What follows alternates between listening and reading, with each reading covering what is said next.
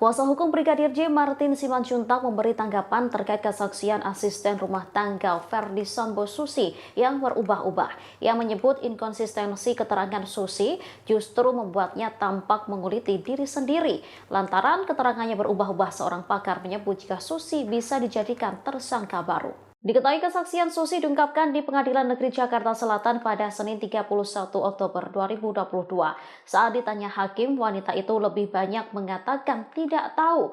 Bahkan keterangan yang disampaikan Susi dalam persidangan pun berbeda dengan apa yang ia sampaikan dalam berita acara pemeriksaan atau BAP.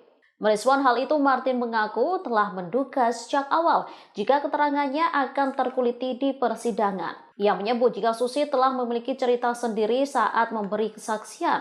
Menurutnya, narasi yang dibangun Susi merupakan hasil doktrin mereka yang memiliki kepentingan atas kasus ini. Atas tindakannya itu, Susi bisa dijerat pasal 174 KUHP tentang kesaksian palsu dengan ancaman pasal 242 KUHP dengan pidana paling lama 7 tahun. Hal yang sama juga diungkapkan oleh pakar hukum pidana Suparji Ahmad. Menurut Suparji, Susi bisa saja ditetapkan sebagai tersangka baru dalam kasus ini. Pasalnya kesaksian Susi yang tidak konsisten dan cenderung berbelit-belit. Ia merasa miris terhadap perkembangan kasus ini di persidangan. Disebutnya sejumlah upaya rekayasa masih terus dilakukan meskipun sudah memasuki agenda persidangan. Suparji menyebut upaya rekayasa inilah yang bisa menimbulkan korban baru. Kalau saudara berbohong terus begini, seharusnya saudara ikut duduk di sini sebagai tersangka, sebagai terdakwa.